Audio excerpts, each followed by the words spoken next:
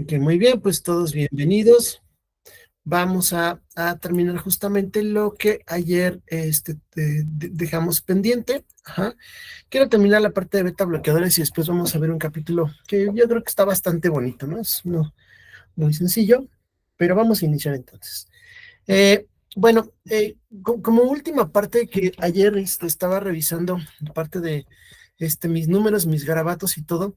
Quiero aclarar que aquí en la parte de la adrenalina se me fue un punto decimal y solamente quiero aclarar, bueno, por eso les hice este cuadrito, que la dosis en infusión de adrenalina de las aminas vasoactivas da de 0,1 a 1 microgramo por kilo minuto. Aquí la que se me había ido este 1, hay personas que lo manejan hasta 2 microgramos, que ya es una dosis muy alta kilo minuto, pero verdaderamente empieza a partir del 0,01. Ajá. La dopa, bueno, como la vimos, de 5 hasta 15-20, la dobuta de 2,5 a 15 y de la norepinefrina de 2,5 a 30 microgramos minuto. Acuérdense que esta es la única que no se calcula por kilo de peso. Estas de aquí sí, y que entonces anteriormente se decía que estaban en ciertas gamas, que no es otra cosa que microgramos por kilo por minuto. Entonces, una vez aclarado este punto, para que le tomen fotografía o de todos modos saben que las clases están grabadas. Vamos a continuar, ¿de acuerdo? Entonces ahí nos quedamos en los beta bloqueadores. Entonces decíamos que los beta bloqueadores adrenérgicos se dividen básicamente en aquellos que son selectivos y aquellos que no son selectivos de beta 1. ¿De acuerdo? ¿Por qué beta 1? Porque dijimos que beta 2, si yo bloqueo beta 2, voy a generar broncoconstricción. Y es un efecto que pues no queremos. ¿De acuerdo? Ahora bien, con el advenimiento de nuevos fármacos, pues ahora también ya tenemos los que no solamente son selectivos beta, sino también que tienen un efecto alfa antagonista. Entonces también nos van a generar una vasodilatación periférica y nos puede ayudar muy bien en pacientes con insuficiencia cardíaca e hipertensión. Ajá. Los que en teoría tienen una mejoría significativa en la parte de que la insuficiencia cardíaca estable, pues en teoría son los que están con verde, ¿no? Es el carvedilol, el bisoprolol, el metoprolol. Actualmente, bueno, ya la industria se encarga de hacer pues más estudios y verdaderamente en muchos casos, algunos pacientes por variabilidad biológica les cae mejor uno que el otro. Entonces recuerden con esta imagen que la mnemotecnia que nosotros podemos llegar a recordar para acordarnos de cuáles son los beta 1 selectivos es el MAN Baby, ¿no? Metoprolol, atenolol, nebivolol, bisoprolol, acetabulol, betoxolol y esmolol. ¿De acuerdo? Dijimos que vamos a ver ahorita algunas características propias, ¿de acuerdo? Entonces, de aquí dijimos entonces que íbamos a ver algunas características de los fármacos prototipos de estos beta bloqueadores, ¿de acuerdo? Entonces vamos a ver que el propanolol es el prototipo de este beta bloqueador no selectivo. La vida media pues es de 4 a 5 horas. Disminuye tanto la frecuencia cardíaca como la presión arterial, principalmente esta y después la presión arterial, y por lo tanto nos va a ayudar a disminuir la presión arterial, obviamente la angina de pecho, porque va a disminuir el consumo metabólico de oxígeno. Si yo pongo a chambear al corazón menos, pues obviamente va a tener menos repercusión en el consumo de oxígeno y me va a disminuir la angina, la disnea. Va a disminuirme las arritmias cuando son taquiarritmias y en algún momento se le dio el valor para tratar síntomas de la migraña. Actualmente se sabe que pues no ayuda mucho. Y para el hipertiroidismo también se decía que bueno, un beta bloqueador de este tipo disminuía sobre todo el temblor fino y obviamente los síntomas propios del hipertiroidismo, que incluyen también pues taquicardia e hipertensión, ¿no? ¿De acuerdo? Entonces, obviamente en dosis altas me va a generar ¿qué? Bradicardia, un empeoramiento del asma. ¿Por qué? Pues porque es un beta 2 antagonista, fatiga y aumento del colesterol. Por lo tanto, pues es un medicamento que si bien en su inicio ayudó, pues se requirieron algunos otros mucho más selectivos, como el metoprolol, ¿de acuerdo? El metoprolol sale como el atenolol, son preferibles siempre en aquellos pacientes que tienen asma y EPOC. De hecho, prácticamente en el mercado, después del advenimiento de los medicamentos genéricos intercambiables, bajaron tanto de precio, que, bueno, sí, de peso para la economía, bajaron tanto de precio que actualmente son los de elección. Prácticamente los no selectivos ya no están siendo pues elegidos de forma continua. ¿de acuerdo? También con el advenimiento de nuevos que ya tenían también el alfa 1, ajá, como un efecto adicional, porque este efecto selectivo de alfa 1 a través de la liberación de óxido nítrico aumentaba esa vasodilatación, y no solamente eso, al parecer también aumenta la sensibilidad a la insulina, ajá, y el caso específico del nebivolol, los laboratorios pues justamente lo venden como una panacea porque también te puede ayudar a mejorar la glucosa general, sistémica, ¿de acuerdo? El carvedilol, pues bueno, es otro efecto, digo, otro ejemplo de estos antagonistas beta 1 y alfa 1, y que actualmente pueden llegar a ser usados. Vamos a ver al final, ¿de acuerdo? Eh, la pregunta ahora sería, ¿hay algún antagonista beta bloqueador que sea sistémico, que yo lo pueda poner intravenoso? La respuesta es sí. Anteriormente, el esmolol era el fármaco intravenoso beta bloqueador que se podía utilizar por ese efecto selectivo beta 1. Entonces, así, yo podía disminuir la fuerza del corazón, disminuir su frecuencia. El problema de pues es que tenía una vida muy cortita, 10 minutos, y por lo tanto era un tratamiento a con muy corto plazo para taquiarritmias supraventriculares, principalmente, perdón, para fibrilación auricular, flóter auricular, taquicardia sinusal, y se administraba por vía intravenosa. Ya no se está comercializando, su servidor todavía tiene por ahí algún par de ámpulas, ya que pues no son, pues gracias a Dios, en la mayor parte de la práctica médica no son frecuentes por este tipo de arritmias, pero en la parte de la terapia intensiva en urgencia, seguramente sí. Entonces, vino ahora un medicamento nuevo que está haciendo la panacea, sobre todo en el embarazo, para el tratamiento de la enfermedad hipertensiva del embarazo. Y este es el abetalol. El abetalol es un fármaco que se puede administrar de forma intravenosa. Ujú. Y al tener una cierta configuración química, no cruza la barrera hematoplacentaria. Por lo tanto, este medicamento puede llegar a ser muy útil en el embarazo. ¿Por qué? Pues porque con toda seguridad yo le puedo dar a mi paciente este medicamento sin estarme preocupando si llega el bebé. Y entonces es un fármaco muy útil para las crisis hipertensivas durante el embarazo. Vamos a platicar un poquito después de eso. ¿De acuerdo? Ahora bien, la parte contraria, ¿hay algún beta bloqueador tópico? Sí, el timolol. El timolol es un fármaco tópico que nos puede ayudar al tratamiento del glaucoma de ángulo abierto al disminuir la presión intraocular por ese efecto beta, ¿de acuerdo? Entonces, es un fármaco actualmente de gran utilidad para el tratamiento del glaucoma. ¿Por qué? Porque al disminuir esa presión intraocular, pues el paciente no, o evitamos la ceguera. Había otros, el betoxalol o el cantelol, que se comercializaron en algún momento, actualmente ya no, porque hubo otros fármacos, en este caso las prostaglandinas, que han resultado incluso más eficaces que el timolol, por ejemplo, y entonces estos cayeron en desuso, pero actualmente este es el beta bloqueador de elección para reducir la presión intraocular por ese efecto beta que nosotros hemos visto. ¿De acuerdo? Entonces, como siempre, regresamos al cuadrito que nos da el libro. Dijimos que fenoxibenzamina y fentolamina desafortunadamente ya no se comercializan, pero sí la prazosina, la doxazosina, la trazosina, la tamsulosina.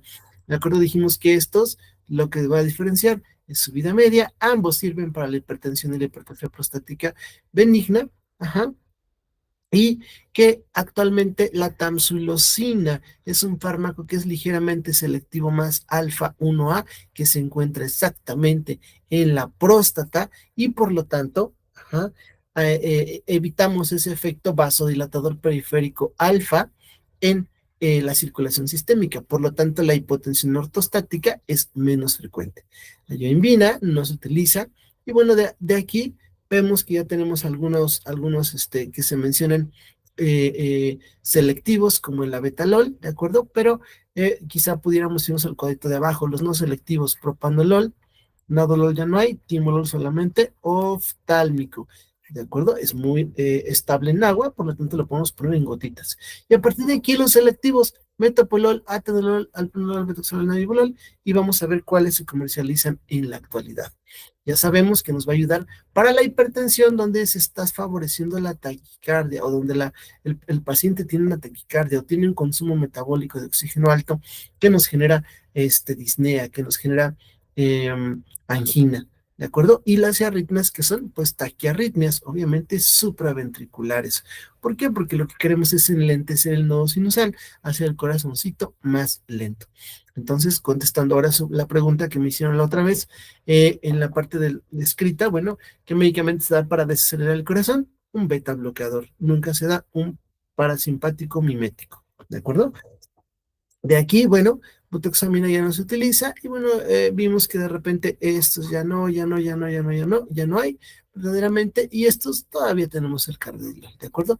El esmolol dijimos que ya no se utiliza, bueno, ya no se comercializa y ahora en su sustitución está el abetalol, ¿de acuerdo? Pero tiene que ser intravenoso, su efecto es muy rápido, así que hay que administrarlo siempre en infusión. Y bueno, hay algo importante actualmente que, eh, pues, comentar solamente en este capítulo. Existe un inhibidor de la hidroxilasa de tirosina, por lo tanto disminuye la síntesis de adrenalina y que se utilizaba para el feocromocitoma, que es la metirosina. Actualmente tampoco se comercializa. Entonces, ¿con qué fármacos nos podemos quedar? Bueno, beta bloqueadores no selectivos, dijimos, propanolol. El propanolol, bueno, se sigue comercializando como el prototipo, vean, es sumamente barato, se da cada 24 horas. Y bueno, si en determinado momento en algún paciente, pues no tiene ese efecto secundario tan importante que es la, este, el broncoespasmo, bueno, quizás se lo podamos dar, ¿de acuerdo? Y el otro no selectivo, el timolol, este sí, dijimos que para el glaucoma, por lo tanto viene en gotitas, vean, es sumamente barato, generalmente se dan gotitas por la noche y se puede dar una gotita cada 12, cada 24 horas para disminuir la presión intraocular, timolol, ¿de acuerdo?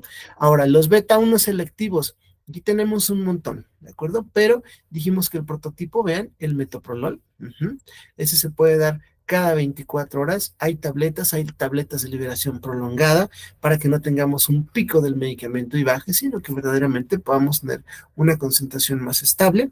Ajá. Tenemos el atenolol también, cada 24 horas, vean, no son fármacos tan caros. Y bueno, tenemos ahora el bisoprolol, de acuerdo que, bueno, en teoría, pues es más efectivo, también tiene ese efecto alfa 1 y que entonces podemos llegar a agarrar una ventaja en este. Obviamente es un poquito más caro por ese efecto, pero la verdad es que a los genéricos pues hacen asequible la terapia para muchos pacientes, ¿de acuerdo? Y bueno, decíamos el esmolol que anteriormente se comercializaba, yo tengo algunas ampulitas de aquí, actualmente se pueden encontrar en farmacias especializadas algunos últimos lotes que se tienen en los hospitales, pero ahora el prototipo es el abetalol para ser un fármaco en solución inyectable. Se puede utilizar en el embarazo, como lo pusimos aquí. Hay que administrarlo primero en un bolo. Digo, hay pautas para esto, no es efecto del curso ni que ustedes lo vayan a utilizar, pero hay pautas para esto, administrar un bolo intravenoso hasta disminuir la frecuencia cardíaca y la tensión arterial en la paciente y posteriormente se administra en infusión intravenosa. Una vez que se puede estabilizar, bueno, ya se podrá tomar alguna otra decisión. Vean cuál es el problema. 10,000 pesotes, una ampolleta de 20 mililitros, ¿de acuerdo? Más o menos eso cuesta. Bueno, actualmente ya hay cajas con 5, es un poquito más barato, pero pues desafortunadamente, si bien no está para todos, en muchas instituciones de salud ya se tiene este medicamento. ¿De acuerdo? Por ejemplo, en la Cruz Roja, en el IMSS, ISEMIN lo tiene, obviamente, sobre todo en hospitales donde tenemos un riesgo de muerte materna por hipertensión, por preeclampsia. Ajá, o eclampsia, ahí es donde se tiene este medicamento. Es caro, sí, pero puede salvar vidas, sí. La verdad es que actualmente se está volviendo como el estándar de oro para el tratamiento de esa urgencia hipertensiva. ¿De acuerdo? Otros, carvedilol, decíamos que, bueno, tiene ese efecto también de antioxidante que mejora la captación de insulina. Entonces, en pacientes diabéticos e hipertensos resulta muy buena opción cuando se puede administrar para el tratamiento de la hipertensión o la angina. ¿De acuerdo? Son fármacos un poquito más caros, independientemente de que sean genéricos. Entonces, obviamente el de patente está mucho más caro, pero nos hace todavía un poquito la terapia un poco más accesible para muchas otras personas. Aunque bueno, son 14 tabletas al mes. Estamos hablando de casi 1,000 pesitos. ¿De acuerdo? ¿Qué otros tenemos? Nebivolol. Nebivolol también, bueno, un fármaco que en teoría pues tiene menores efectos secundarios, pero pues a final de cuentas también es un beta uno selectivo, alfa uno selectivo. Entonces nos va a ayudar no solamente a disminuir la frecuencia, sino también la tensión arterial y por lo tanto son un poquito más potentes. ¿De acuerdo? Entonces, ¿dudas de esto, jóvenes? ¿No? ¿O sí? 5, 4, 3, 2. ¿No? Bueno, como último comentario, jóvenes, ¿en qué momento yo puedo utilizar un beta bloqueador en un paciente? Bueno, primero que tenga insuficiencia cardíaca, perdón, insuficiencia cardíaca congestiva, pues claro que lo voy a utilizar. Un paciente que pueda llegar a tener taquicardia como una arritmia, por supuesto que lo voy a utilizar. Pero en aquel paciente que tiene una hipertensión arterial, donde predomina una frecuencia cardíaca elevada y que tiene datos de insuficiencia cardíaca, está muy bien indicado. ¿Cuáles van a ser los de insuficiencia cardíaca? Bueno, ustedes van a ver edema de extremidades inferiores, van a tener disnea de medianos esfuerzos, van a tener a veces derrame pleural, van a tener, si ustedes escuchan algún tipo de soplo, pueden tener varias manifestaciones que nos haga la necesidad o la sospecha de que este paciente tenga insuficiencia cardíaca. Y si tiene una frecuencia cardíaca elevada, es un perfecto candidato para un beta bloqueador. ¿De acuerdo? No así el paciente a lo mejor que la frecuencia cardíaca está normal, pero la presión sistólica está muy elevada. Ahí a lo mejor tenemos que darle algún IECA, algún antagonista de los receptores de angiotensina. Bueno, vaya, algunas otras cosas, ¿de acuerdo? Una vez terminado este comentario, ¿dudas, preguntas? ¿No? No, doctor. Perfecto. Vamos entonces a continuar. Una vez que terminamos esto, si se fijan, es un capítulo, pues, que la vez que no está difícil, está bonito. Y ahora solamente habrá que aplicarlo mucho más, por supuesto, pero que es un muy buen repaso para ustedes que, pues, o ya tomaron el curso o van empezando en este sentido. ¿De acuerdo? Entonces, vamos a empezar ahora con otros temas que son también, desde mi punto de vista, muy bonitos, muy tranquilos, y que son los temas de histamina, serotonina y alcaloides del cortisol del centeno, ¿de acuerdo? Entonces vamos a empezar con la histamina, vamos a hablar de la histamina, que verdaderamente no hay fármacos agonistas histaminérgicos como tal. Digo, hay algunos que tienen efectos mixtos que nos sirvan, así que este capítulo prácticamente está enfocado a antihistamínicos y cuáles son los fármacos actuales y sus diferencias, ¿de acuerdo? Entonces, ¿qué vamos a hablar de la histamina? En cuanto nosotros nos dicen histamina, lo primero que se nos viene a la mente es una imagen así, ¿de acuerdo? Una imagen donde de repente me picó un insecto o de repente me rocé con una planta. ¿Por qué? Porque normalmente la histamina es un mediador muy importante de todas las reacciones alérgicas inmediatas, y a la anafilaxia, o sea, ese estado de alergia severa que nos puede llevar al choque y a la muerte. Hay personas que mueren por anafilaxia, así es, ¿de acuerdo? Entonces, eh, una de las principales funciones de este neurotransmisor, es justamente mediar las respuestas alérgicas. Sin embargo, también va a ser un mediador importante en la secreción de ácido por el estómago. No vaya esto en un mecanismo más o menos encaminado hacia la misma dirección. Si yo estoy comiendo algo que en determinado momento me puede hacer mal, aumento la secreción gástrica para intentar destruirlo. ¿De acuerdo? Y también va a actuar como un neuromodulador y un neurotransmisor importante en varias funciones del metabolismo de homeostasis que vamos a ver, e interviene en la quimiotaxia de los leucocitos. Si yo de repente tengo una liberación histaminérgica, los leucocitos de inmediato van a ir donde está liberándose esta histamina para ver si pueden fagocitar, eliminar cualquier tipo de pues sustancia que sea ajena al cuerpo. Entonces va a generar estados verdaderamente inflamatorios importantes, aumentos de la acidez gástrica y obviamente va a tener también ciertas funciones como neurotransmisor en el sistema nervioso central, más fisiológicas que patológicas, ¿de acuerdo? Entonces, la histamina, ¿dónde la encontramos, jóvenes? Estas están plantas, así que en determinado momento el contacto con plantas o animales nos puede generar una reacción histaminérgica y por lo tanto generarnos un efecto secundario. Tanto es así que incluso algunos venenos de animales y secreciones de los mismos o bien de plantitas como mecanismos de defensa van a estar mediados por histamina para intentar pues sobrevivir. ¿De acuerdo? Entonces, ¿de dónde viene la histamina? Bueno, viene de la descarboxilación de la histidina. Por la histidina descarboxilasa. ¿De acuerdo? A partir de ahí viene la histamina, un aminoácido que se descarboxila y se forma histamina. Y una vez que se forma, se almacena, siempre está almacenadita de forma inactiva y verdaderamente la secreción en su forma original o por algún otro proceso es muy poca. Normalmente se libera ante estados de alergia, ¿de acuerdo? Entonces, perdón, se repitió, esto es muy importante porque normalmente en el cuerpo tenemos cantidades muy pequeñas de histamina. Y entonces, cuando nosotros tenemos liberación normal de un neurotransmisor o de histamina como neurotransmisor, vamos siempre a tener funciones excitatorias, ¿de acuerdo? Entonces, la histamina normalmente está mediada, o más bien media, algunas funciones neuronas hipotalámicas, en ceros entre afines, mastocitos y basófilos, que es donde se encuentra, para mantener la homeostasis. Ejemplo, nos va a dar esos patrones de vigilia, sueño.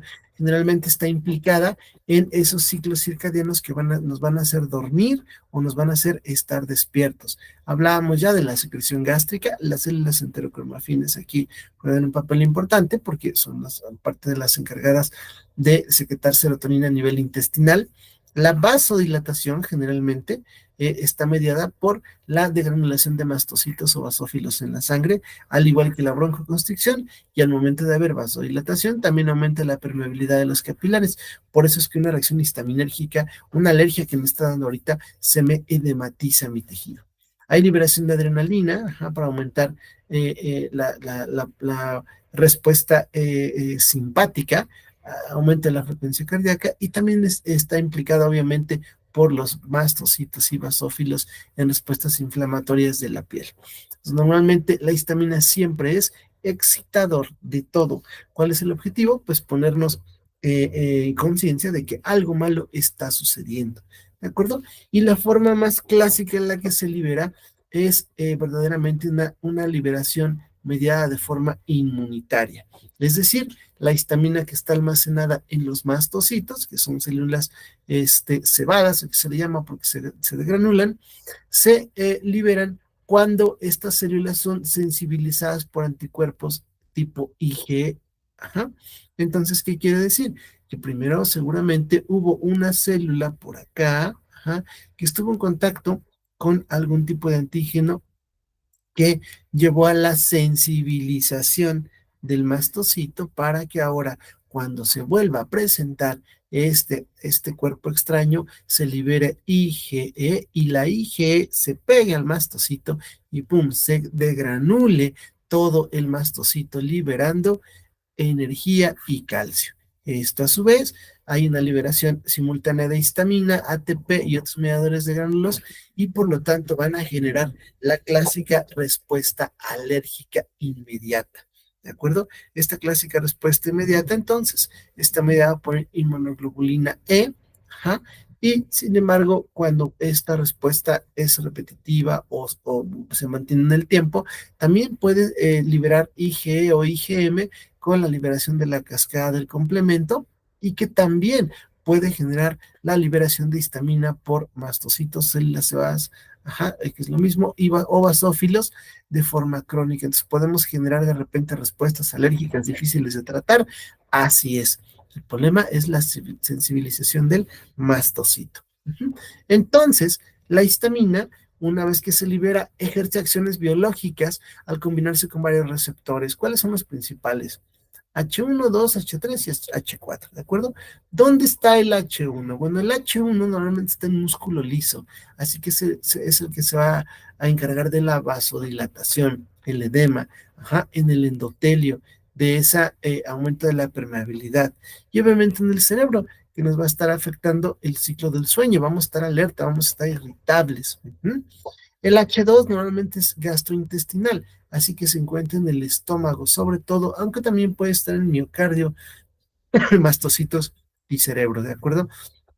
La mayor densidad de estos está en el estómago, aunque también puede generar algunas funciones, como vamos a ver en el miocardio, que son de baja intensidad, pero que se pueden apreciar en estudios de experimentación. ¿De acuerdo?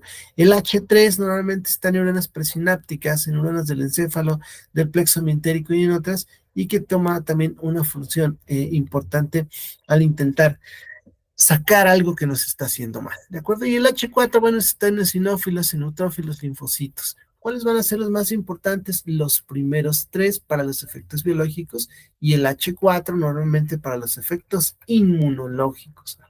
Entonces, estos son los que nos van a favorecer más la respuesta inmunitaria y esto más la respuesta sistémica. ¿De acuerdo? Entonces, el H1, ¿qué es lo que nos va a hacer, jóvenes? Bueno, en el sistema nervioso central, si dividimos los efectos por cada sistema, el sistema nervioso central provoca vigilia, es decir, si yo tengo una respuesta histaminérgica, si ahorita me pico una araña, me va a provocar que esté despierto, y además que existan señales excitadoras sobre sistemas de neurotransmisión como el serotoninérgico, el noradrenérgico, el colinérgico, es decir, me van a poner atento, alerta. Y de forma periférica, en nervios periféricos, el estímulo de H1 es el que me va a provocar prurito y dolor. ¿De acuerdo? Si de repente me pica un mosco, a mí me puede generar una reacción alérgica, de repente hay prurito, hay dolor, el piquete de alacrán está mediado ese dolor por este receptor H1. ¿De acuerdo? Entonces, este receptor, vamos a decirlo, principalmente es neurológico. ¿De acuerdo? El H2, verdaderamente el sistema nervioso central está involucrado en procesos de memoria y aprendizaje, así que su estímulo nos puede mejorar, pues justamente la memoria y aprendizaje, pero obviamente en condiciones diferentes a una reacción alérgica.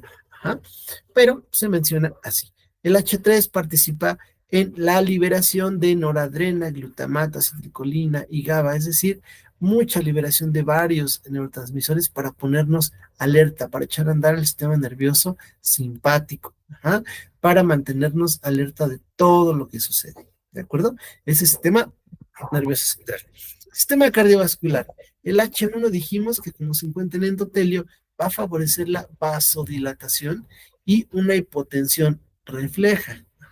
Es decir, si yo vasodilato a un paciente, la sangre que está ahí va a disminuir en cantidad y va a generar hipotensión y me va a generar una taquicardia. Normalmente, puede llegar a tener un paciente taquicardia con una reacción alérgica grave. Y además genera vasodilatación por liberación de óxido nítrico, pues a su vez van a fugarse líquidos por extravasación capilar y obviamente puede llegar a enlentecer, dice aquí, la conducción del nódulo auriculoventricular, siendo como paradójico, la verdad es que esto es más mediado por H2, pero bueno, pueden ustedes olvidar generalmente la histamina siempre les va a generar taquicardia. El H2, bueno, también vasodilatación, y puede tener efectos inotrópicos y conotrópicos positivos. Insistimos, cuando algo me pica, yo siempre voy a echar a andar el sistema nervioso simpático. ¿De acuerdo? ¿Y qué pasa con el músculo liso no vascular? Es decir, que no está en endotelio, que no es cardiovascular. Bueno, los bronquios, broncoconstricción. Ustedes todos saben que en determinado momento nosotros vamos a tener un efecto o una una reacción donde me va a estar el cuerpo en su, vaya, en su sabiduría, vamos a decirle así, ancestral, me va a generar broncoconstricción para que un antígeno no pase hasta los alveolos, para que se queden las primeras ramificaciones y no me haga daño más adentro de los pulmones. Así que va a generar broncoconstricción. Y me va a generar aumento de peristalsis, ¿para qué? Pues para que aumente el tránsito intestinal y rápidamente salga. ¿De acuerdo? El H2, bueno, genera broncodilatación, pero decimos el H2 siempre sus funciones son más leves, así que predomina el H1 sobre el H2. ¿De acuerdo?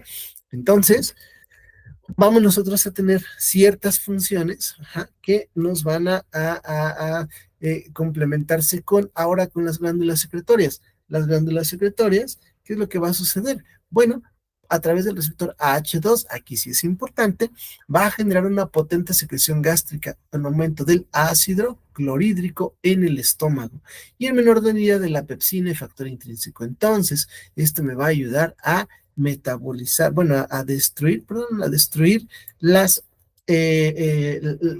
bichos, todo lo que haya llegado al estómago, ¿de acuerdo? El H3 inhibe la secreción, bueno, pues siempre predomina el H2, ajá, y pues nada más, ¿de acuerdo? Entonces, ¿qué es lo que nosotros podemos resumir en este sentido con una reacción histaminérgica? Va a haber vasodilatación, por eso el paciente se pone rojito, hipotensión, aumento de la permeabilidad y edema. ¿Por quién? Sobre todo mediado por H1. El H2 va a generar efectos inotrópicos positivos, es decir, va a aumentar el sistema nervioso simpático. El H1 va a generar broncoconstricción. El H2, aumento de la secreción gástrica y de la respuesta inmunológica e inflamatoria. Y el resto del H3 y el H4 va a generar alteraciones en los ritmos circadianos, en la ingestión, es decir, puede generar náusea, en la memoria, en el aprendizaje y como dijimos, incluso en el dolor, el H1, ajá, y algunas situaciones de inflamación cerebral, el H3, H4. ¿Con quién nos podemos quedar, jóvenes? Vamos a ponerle con un poquito de colorcitos. H1, vasodilatación, edema, broncoconstricción, dolor y prurito, ajá. H2, los rojos, que va a ser una respuesta inmunológica inflamatoria, va a quedar aumento de la secreción gástrica y va a generar efectos inotrópicos positivos. Y el H3 y H4 vamos a verlo más prácticamente con funciones de ciclos circadianos, de dolor neuropático, otro tipo de cosas que verdaderamente para este efecto de este capítulo no tiene mayor importancia. ¿De acuerdo? Entonces, acuérdense que el H1 me va a generar principalmente los síntomas de inflamación alérgica. Ajá. O sea, aumento del edema, extravasación, adhesión de moléculas. El H2, sobre todo, la parte de la secreción gástrica. El H3, la neurotransmisión. Ajá. Y el H4, la inmunomodulación. ¿De acuerdo? Entonces, más o menos son formas de agrupar los receptores para más o menos nosotros poder saber qué es lo que nos va a hacer cada uno de estos. Júntenlos todos y voy a tener un paciente con una anafilaxia o una alergia grave. ¿De acuerdo? ¿Dudas hasta aquí? No, doctor. ¿No? Muy bien. Vamos a continuar entonces. Los receptores H1 generalmente son el target de las enfermedades alérgicas. ¿De acuerdo? Esto es lo que quiero que se queden. Ajá. Y entonces los antagonistas de los receptores H1, que son antihistamínicos, van a intentar bloquear esta reacción H1. ¿De acuerdo? A veces hay formulaciones combinadas, pero generalmente si yo quiero quitar o limitar esa respuesta alérgica, voy a bloquear H1. Ajá. Y para bloquear H1 lo puedo hacer a través de, ya hay una tercera actualmente, bueno, más o menos, pero a través de fármacos de primera y segunda generación. Ajá. ¿Cómo se llaman los antihistamínicos de primera generación? Son aquellos antihistamínicos o que se les llama fármacos no, sedantes. Es decir, la diferencia entre H1 y H2 va a ser que vamos a tener en el H1, en la primera generación, la posibilidad de penetrar el sistema nervioso central, por lo tanto, el paciente le va a dar sueño, porque si dijimos que la histamina me va a generar un estado de alerta, un estado de despierto, entonces cuando yo bloqueo esa histamina me va a dar sueño. Así que yo voy a darle un bloqueador H1 de primera generación y el paciente va a tener sueño. El H2, su principal diferencia es que tiene una menor acción sedante, ajá, además de que tiene una duración mayor del efecto, entre 12 a 24 horas, ¿de acuerdo? Entonces, la mayor parte de los de primera generación voy a estar requiriendo darlos cada 8 horas, estos de segunda generación cada 12, y hay unos de tercera que incluso va a ser cada 24.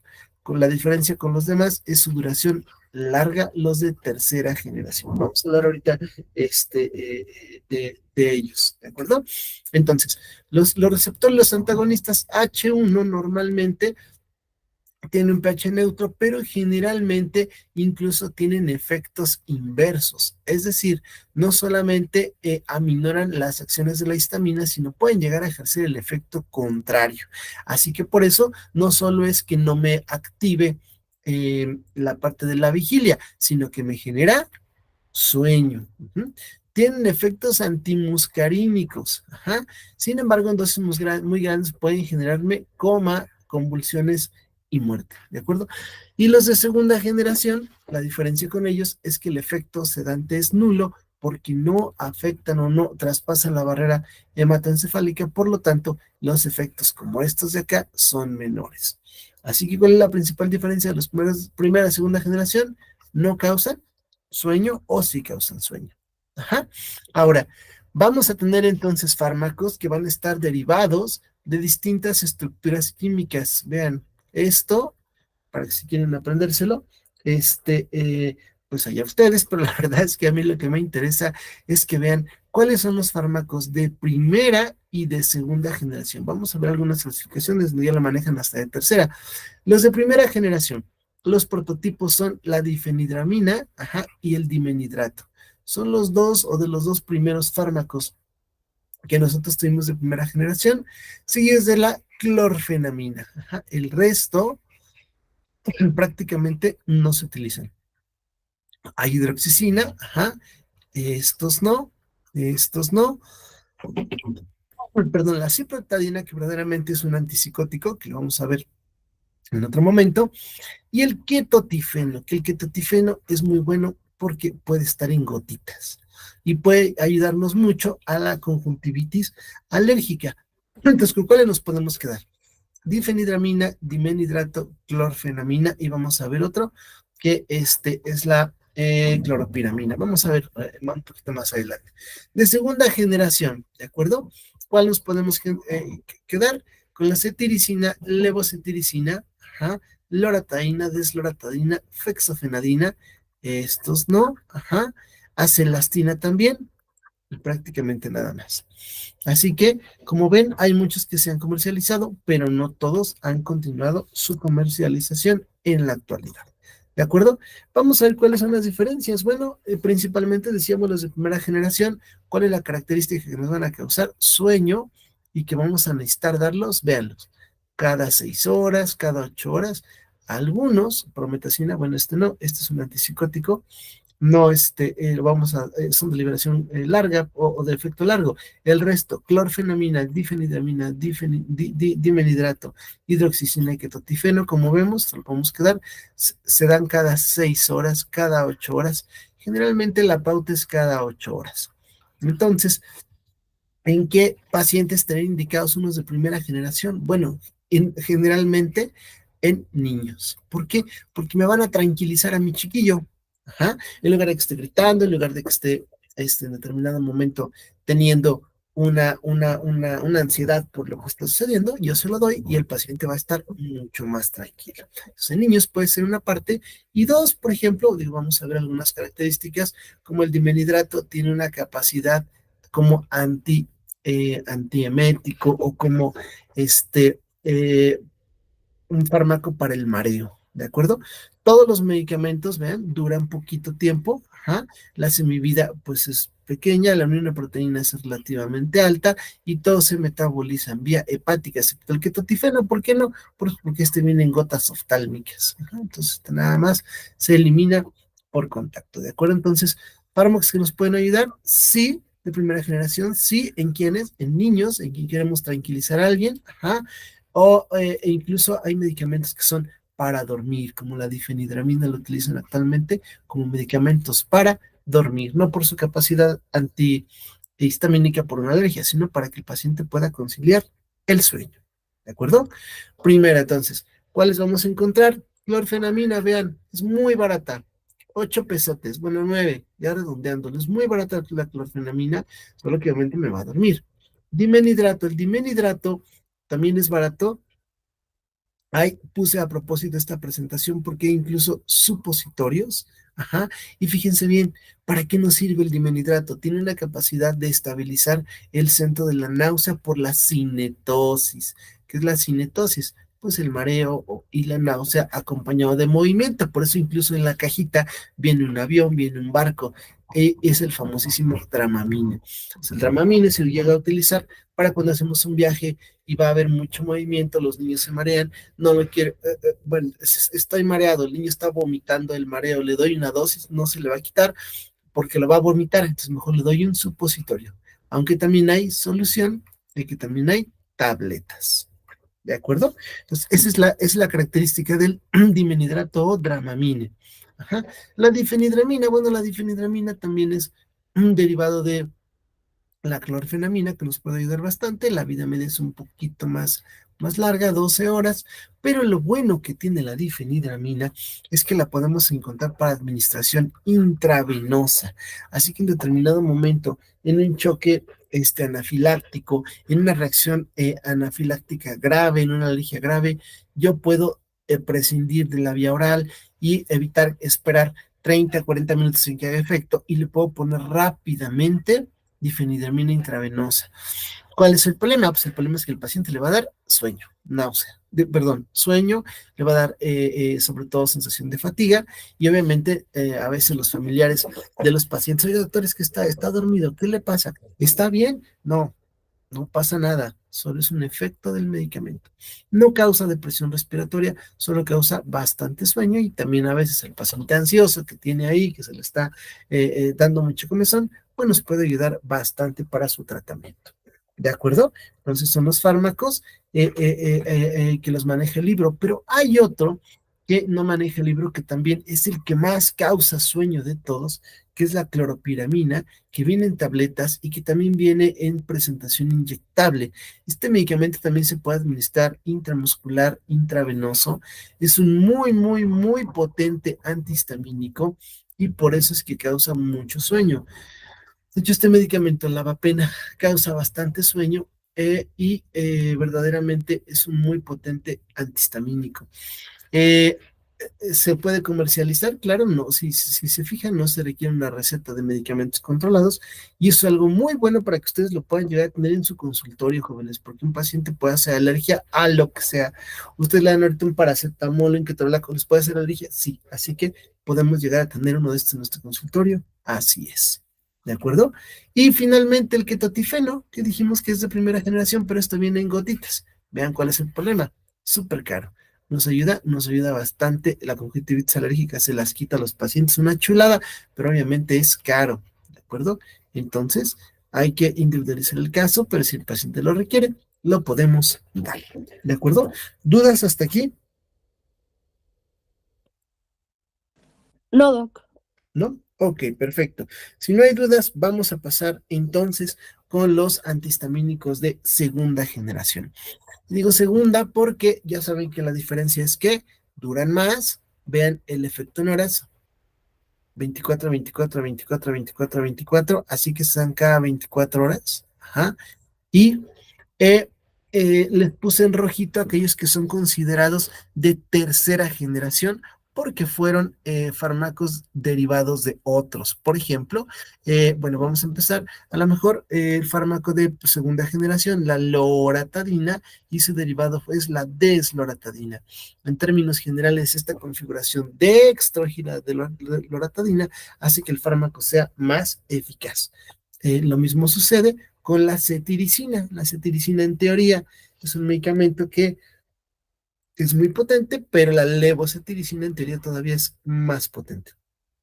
¿De acuerdo? Ambos duran 24 horas y verdaderamente lo que los diferencia es que esos son más potentes por un lado y por otra es que pues también son mucho más caros. Ahorita vamos a ver, ¿de acuerdo?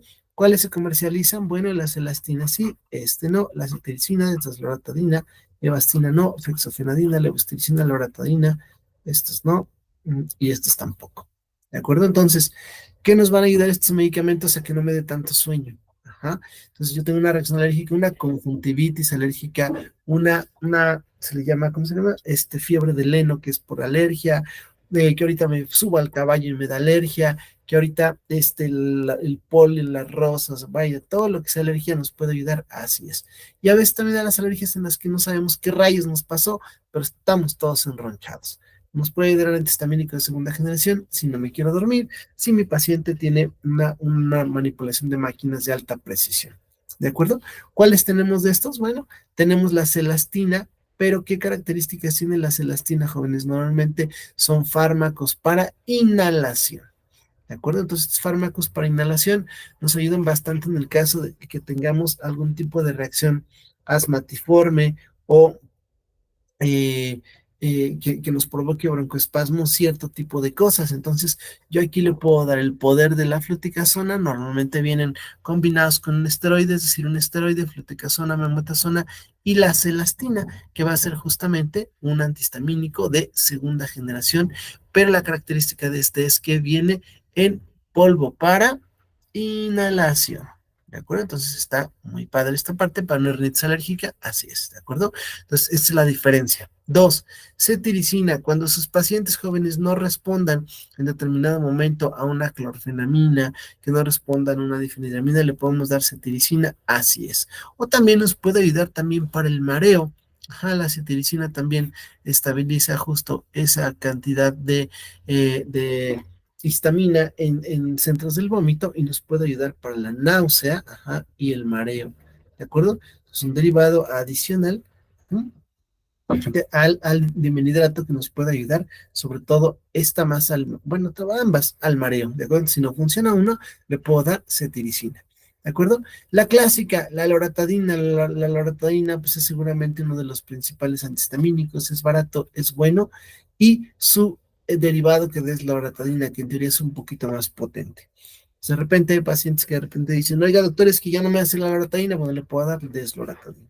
¿De acuerdo? Pero si aún así el paciente dice, no, sigue sin hacerme nada y no tengo una remisión, que si hay pacientes, podemos escalarle a fexofenadina, que es mucho más potente en todo sentido, en precio y en efectividad, de acuerdo a la fexofenadina. Y la levocetiricina también, que puede llegar a ser un buen antihistamínico con un poco menos precio. Entonces, estos medicamentos son muy caros, pero son muy buenos cuando no ha funcionado otros.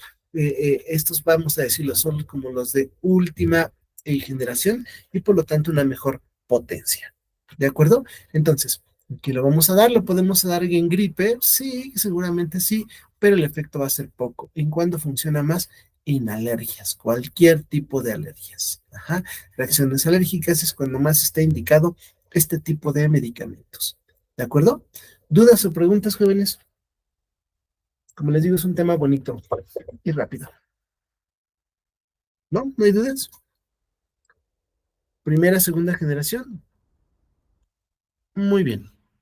Si no hay dudas, vamos a pasar a este otro segundo tema que está muy bonito, muy tranquilo, que es el cornezuelo del centeno. Vamos a ver los poquitos alcaloides derivados que nos sirven como fármacos actuales y vamos a ver para qué nos sirven. Entonces, por un lado ya vimos que hay fármacos para las alergias, ¿no? Para esa sensación o bueno, para ese problema de alergia. Pero en determinado momento de la historia hubo algunos compas que de repente comían pues esto, que era el centeno, ¿no? Pero resulta que había algunas plantitas del centeno que estaban colonizadas por un hongo. Ese hongo se llamaba Claviceps purpurea. Ese honguito, cuando no se daban cuenta justamente que el centeno estaba colonizado por ese hongo, presentaban un cuadro que se le denominaba ergotismo. Ajá. ¿Y cuál era ese punto? Demencia alucinaciones muy floridas, vívidas, veían demonios, veían miles de cosas, pero si ingirían una dosis o una cantidad suficiente, había vasoespasmo prolongado que los podía llevar a la gangrena, convulsiones, ajá, e incluso a perder el embarazo por hiperactividad uterina. ¿De acuerdo? ¿Cuál es el mecanismo, jóvenes, que llegaba a este honguito a generar ese que se le denominaba ergotismo? Múltiple, no es uno solo, hay acciones agonistas o antagonistas, totales o parciales de receptores adrenérgicos, de receptores dopaminérgicos, de receptores serotoninérgicos. Entonces, los efectos son complejos y eso pues limita un poquito justamente su utilización. Pero ya saben que el ser humano siempre le encuentra. Así es que, bueno, se empezaron a identificar que había dos tipos de estos fármacos, los alcaloides tipo amida y los alcaloides del corazón de centeno tipo peptídico. Y de los de tipo amida, entonces vamos a encontrar que uno de ellos se encontraba a la disposición, desafortunadamente, de eh, una, un consumo de drogas, ¿de acuerdo? ¿Por qué?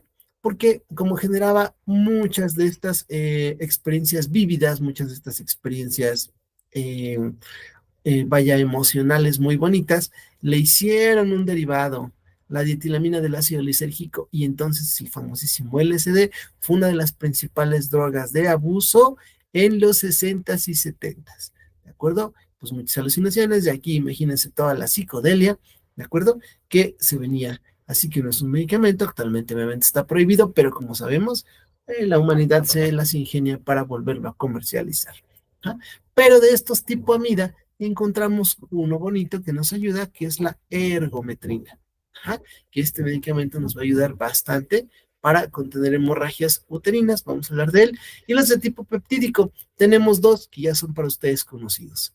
Perdón, la bromocriptina y la cabergolina. Estos medicamentos ya están conocidos por ustedes para el tratamiento de la hiperprolactinemia, no son otra cosa más que alcaloides tipo peptídico del corazón del centeno, ajá, y finalmente vamos a tener uno más, que es la ergotamina. La ergotamina que nos va a ayudar mucho para la migraña. Ajá. Desafortunadamente, a pesar de que hay muchos otros derivados, el mecanismo de acción que es variado limita mucho su uso. Ajá. Pero en forma generalizada, todos se absorben muy bien, ¿de acuerdo?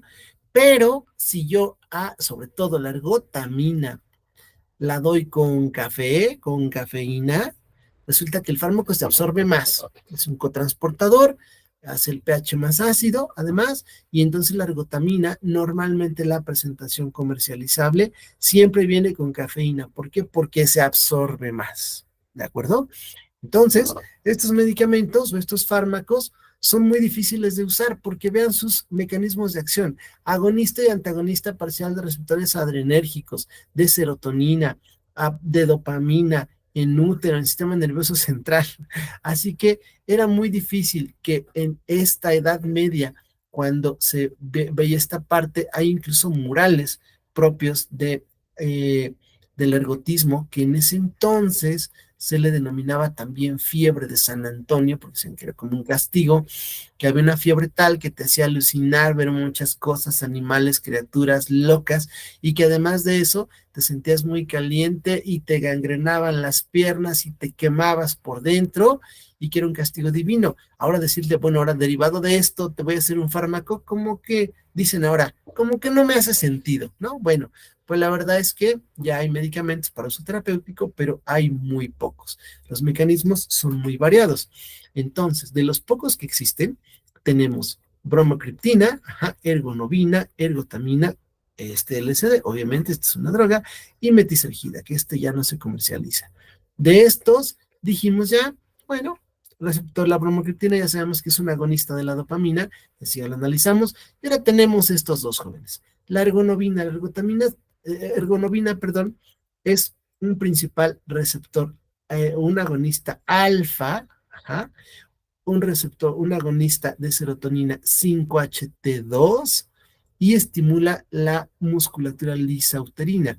Entonces, ¿cuáles van a ser sus efectos? Aquí vamos a tener hipertensión arterial, que es poquito, ajá, serotonina, vamos a tener un poquito de aumento de la actividad neuronal, ajá, y sobre todo lo que nos va a ayudar mucho, vamos a tener una contracción de el útero, ajá, ¿de acuerdo? También, como es contracción uterina, de contracción del miometrio, también a la ergonovina se le conoce como ergometrina, porque viene de miometrio, ¿de acuerdo? Entonces, ajá, este, eh, cuando nosotros veamos y que diga ergotamina, digo ergonovina o ergometrina, es exactamente lo mismo. ¿De dónde viene metro? De metrosexual. No, no viene de metrosexual. Viene de la musculatura lisa uterina, miometrio. ¿Sale? Por eso es ergometrina. La ergotamina, perdón, aquí faltó esto, tiene ¿cómo se llama? Un agonismo parcial, verdaderamente leve. La ergometrina también. Aquí también un parcial, pero lo que principalmente nos va a ayudar la ergotamina es que también va a estimular la musculatura lisa uterina. Pero lo que más nos va a ayudar en este caso de la ergotamina no es eso, sino es este agonismo de receptor serotoninérgico 5HT2 en el sistema nervioso central. Así que nos va a favorecer vasoconstricción de los vasos del sistema nervioso central y nos va a ayudar al tratamiento de la migraña, como vamos a ver ahorita. Entonces, vamos a dividirlos un poquito más. La ergotamina, jóvenes, entonces va a tener efectos mixtos de agonismo parcial, dijimos receptores alfa y receptores 5HT2. Esto va a causar contracción del músculo liso, ajá, pero bloquea la vasoconstricción agonista A. Bueno, ¿cuál es el efecto entonces clínico clásico? Nos ayuda a disminuir la migraña y la migraña en racimos. ¿Qué rayos es eso? Bueno, si ustedes se acuerdan más o menos de la anatomía de los vasos y los nervios a nivel del sistema nervioso central, siempre hay un nerviecito, ajá, acompañado de un vaso sanguíneo. Bueno, cuando este vaso sanguíneo tiene vasodilatación, entonces cada pulsada, cada latido le va a pegar al nerviosito. Late y le pega, y late y le pega, y late y le pega. ¿Por qué hay vasodilatación de esto y hay cefalea, jóvenes? Bueno, normalmente la cefalea y la migraña vamos a tener primero estados de mucho estrés, de mucha ansiedad, y el sistema nervioso simpático va a estar al 100% estimulado. Así que vamos a tener vasoconstricción severa. Pero llega un punto en el cual cuando medio te relajas un poquito o cuando el propio sistema nervioso parasimpático te dice ya basta, hay una vasodilatación refleja sumamente importante y la vasodilatación hace que cada latido le pegue al nerviosito y entonces vamos a generar migraña. Así que la ergotamina, al generar una contracción del músculo liso, ajá, vamos a generar que voy a poner uno de este lado, que este capilar vuelva a su estado normal y entonces ya haya un espacio entre capilar y nervio y ya no haya migraña. ¿De acuerdo? Así que la ergotamina, por eso es que nos ayuda al tratamiento de la migraña. Es un buen medicamento, excelentísimo. ¿De acuerdo? Ok, de se da generalmente vía oral, dijimos generalmente poco combinado con cafeína. ¿De acuerdo? Dice que el tratamiento prolongado puede causar angina, gangrena o espasmo uterino, sí, pero en dosis muy altas. En dosis habituales solo nos ayuda bastante bien a la migraña. ¿De acuerdo? Dos, ergonovina. La ergonovina también es conocida, dijimos, como la ergometrina. La ergometrina es un fármaco que también, un agonismo parcial de alfa y 5HT2 y también aumenta la contracción de músculo liso. Puede llegar a servir para el dolor de cabeza, pero tiene una mayor fijación para el músculo liso. Así que cuando está indicada la ergometrina, ok, tengo un trabajo de parto, termina mi trabajo de parto y el útero sigue grandote y por lo tanto sigue sangrando, yo le voy a dar un medicamento que aumente el tono uterino para que el útero se haga chiquito y entonces el útero deje de sangrar. ¿De acuerdo? Sin embargo, también tiene una característica importante. La ergometrina también aumenta la parte, voy a hacer un útero con mucha imaginación, ajá. También aumenta la parte de el esfínter del cuello uterino, aumenta el tono. Así que no solamente aumenta la contracción uterina, sino que también aumenta el tono uterino, digo, el tono del cuello. Entonces, cierra el cuello y aumenta el tono de la musculatura. El efecto entonces es una disminución del sangrado que vamos a tener postparto, ¿de acuerdo? No es como tal entonces un fármaco abortivo. ¿Por qué? Pues porque también cierra el cuello uterino. Entonces, de nada te sirve querer sacar un producto aquí si aquí está cerrado. Entonces, solo sirve para el sangrado postparto. Obviamente también sangrado postcesárea, o también sirve para cuando las mujeres tienen metrorragias, ajá, es decir, una mayor cantidad de sangrado durante la menstruación. Entonces, vamos a tener metrorragias, podemos utilizar la ergometrina, pero ahora vía oral. Cuando es para sangrado se utiliza intramuscular intravenosa, para cuando es metrorragia se utiliza vía oral. ¿De acuerdo? Y bueno, bromocriptina y Bergolina ya hemos hablado de ellos, así que vamos a continuar. La ergotamina entonces, jóvenes, ¿qué dijimos que hacía? Una vasoconstricción prolongada e intensa de vasculatura cerebral. Por lo tanto, va a mejorar la migraña. Es buena, jóvenes, es buenísima esta cháchara. ¿De acuerdo? Eh, Verdaderamente se puede dar como prevención, o sea, cuando el paciente tiene la aura, es decir, ¿cuál es la aura? El paciente presiente que le va a doler la cabeza, empieza a tener eh, eh, eh, fosfenos, empieza a tener acúfenos, empieza a tener fotofobia, ya sé que me va a doler, ahí puedo dar una tableta. Nuevamente las tabletas vienen combinadas, jóvenes, vienen combinadas con 1 miligramo de ergotamina con cafeína, ¿para qué dijimos? Para que se absorba mejor. Y obviamente también la cafeína ejerce ese efecto vasoconstrictor cerebral y con un antiinflamatorio para cefalea, como el ácido acetil salicílico. Así que yo le puedo dar a mi paciente una tableta de estas, le puedo dar 2 tabletitas de estas, ajá, ¿hasta qué? Hasta que se alcance la dosis máxima del ácido acetil salicílico, que son 4 gramos, donde ya te puedes perforar la panza, o sea, 10 tabletas, o bien se recomienda no más de 6 miligramos por cada ataque y no más de 10 miligramos semanal, porque entonces puede empezar a ver lo que vimos anteriormente, ¿no? La hipertensión, etcétera, ¿de acuerdo? Entonces, nuevamente, ¿qué sucede, jóvenes? En términos generales, el paciente llega a tener su ataque de migraña, que se toma un medicamento. Este medicamento, como vimos, tarda más o menos 1 hora en hacer efecto. Si no se le quita en 1 hora, se puede tomar otra. Si no se le quita en 1 hora, se le puede tomar otra. Y una vez que se controle, probablemente la podemos dejar cada 8 horas, ¿de acuerdo? O bien combinarla o ya solamente tratarla con antiinflamatorios o con analgésicos, una vez que se ha controlado la parte de la crisis. Ajá, podemos entonces mantener una dosis semanal hasta de 10 miligramos, es decir, 10 tabletas de estas. Vamos a suponer, ¿por qué? Porque también miligramo, vamos a suponer que de repente empezó dolor de cabeza, le di una tableta, no se le quitó bien, a la hora le di otra tableta, y ya al final dijo, bueno, me voy a tomar una adicional para que se me termine de quitar bien. Van 3. A lo mejor los siguientes 2 días se lo doy cada 8 horas y dosis adicionales en caso de que tenga dolor. Entonces, otros 2 días serían 3, 6 y 9. Ajá. Y quizá de repente una más por ahí que haya tenido, está perfecto, pero la idea es no rebasar los 10 gramos en una semana. No todos los pacientes les da, desafortunadamente, pues no son reglas de cocina. Yo he tenido pacientes que la toman cada 8 horas, 2 meses, y no les pasa absolutamente nada y sí se les controla la migraña.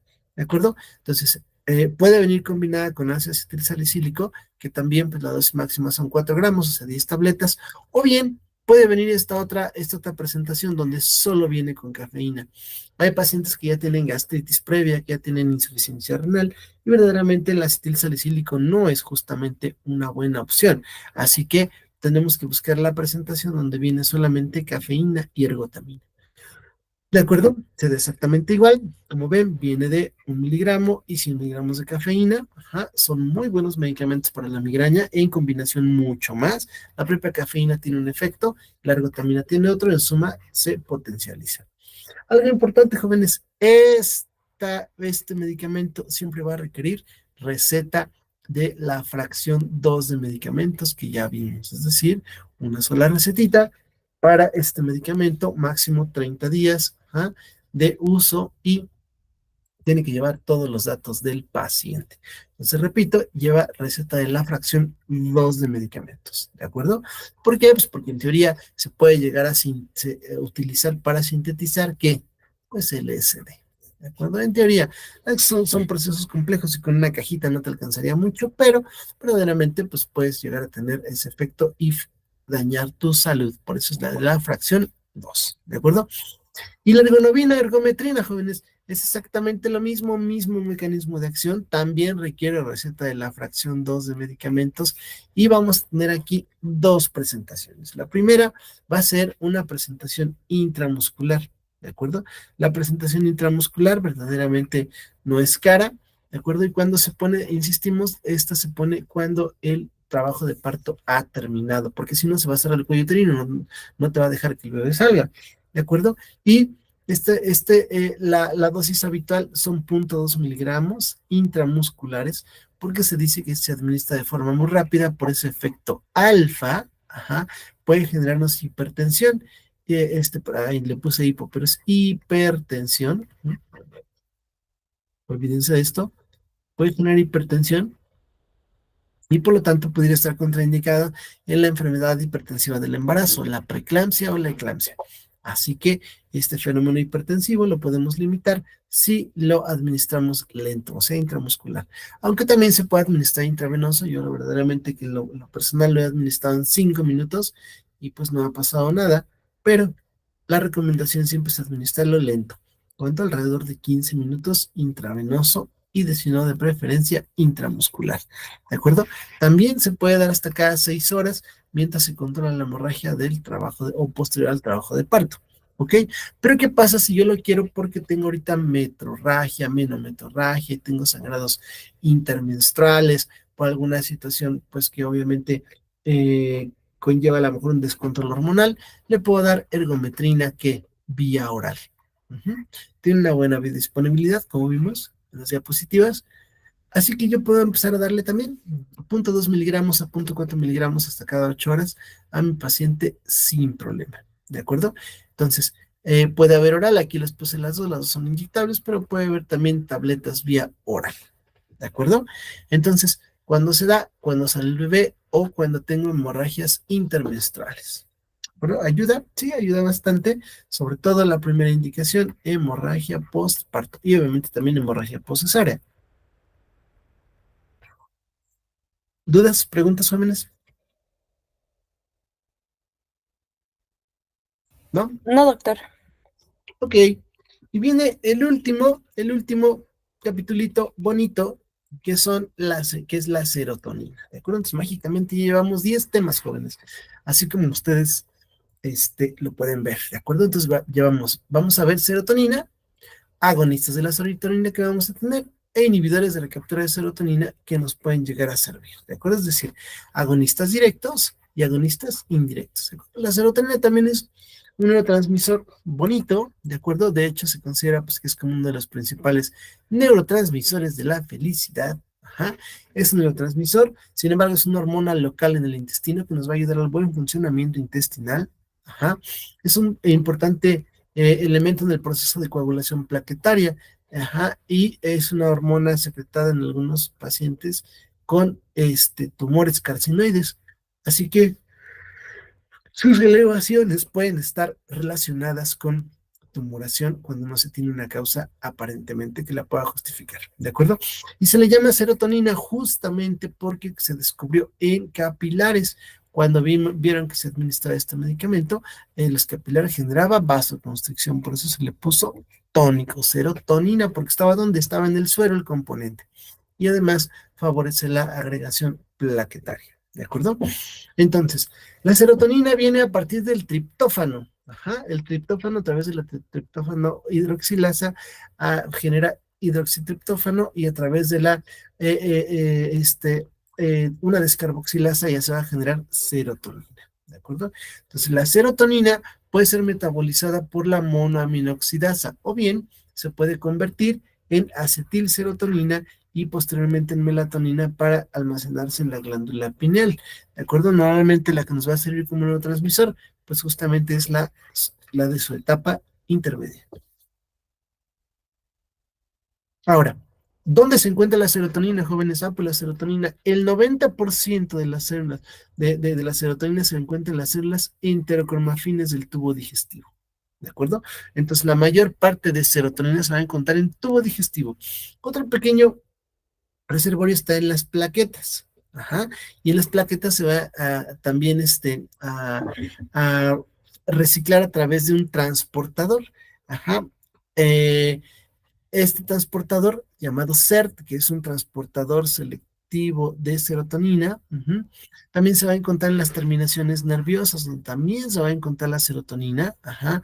Y entonces, ¿qué va a suceder? La serotonina, una vez sintetizada en una neurona presináptica, se va a liberar hacia la hendidura sináptica y se va a recapturar, ajá, para que se vuelva a meter a la neurona presináptica y entonces deje de hacer su efecto en la hendidura.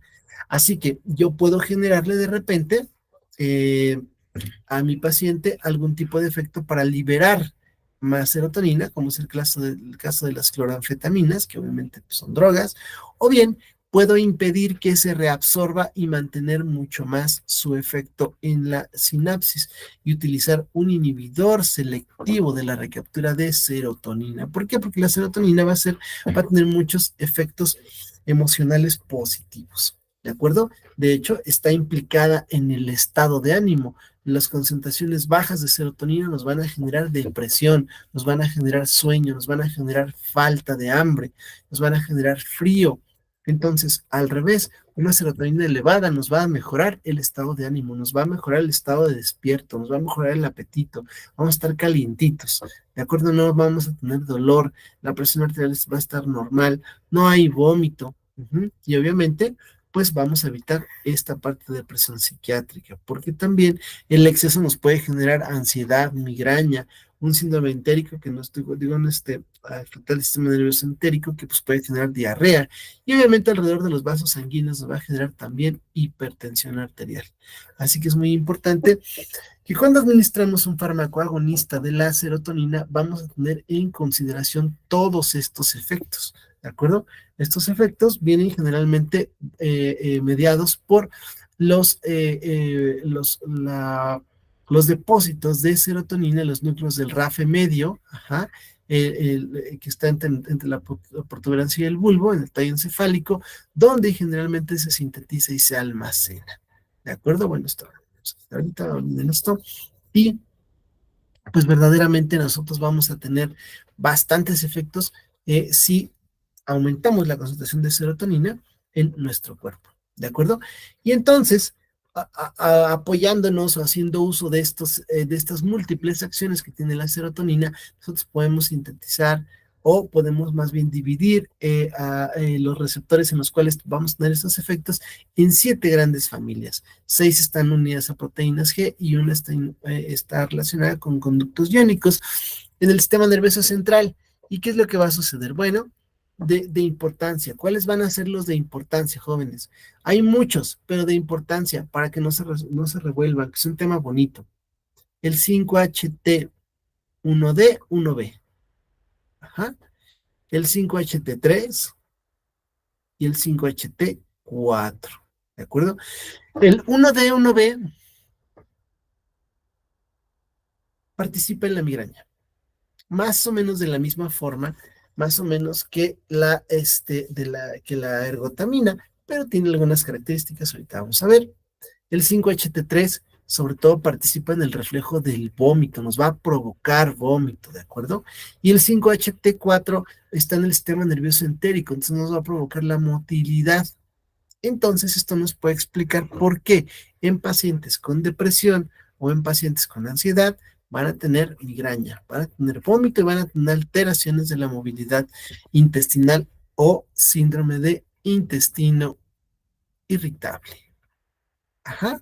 Entonces, todo esto, ¿quién lo puede mediar? La serotonina.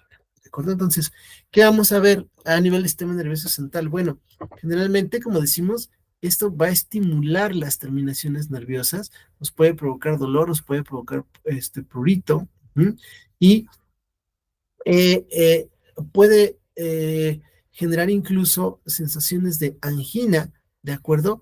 cuando se presenta o cuando se pueden estimular ciertos receptores de los lechos coronarios, ¿de acuerdo?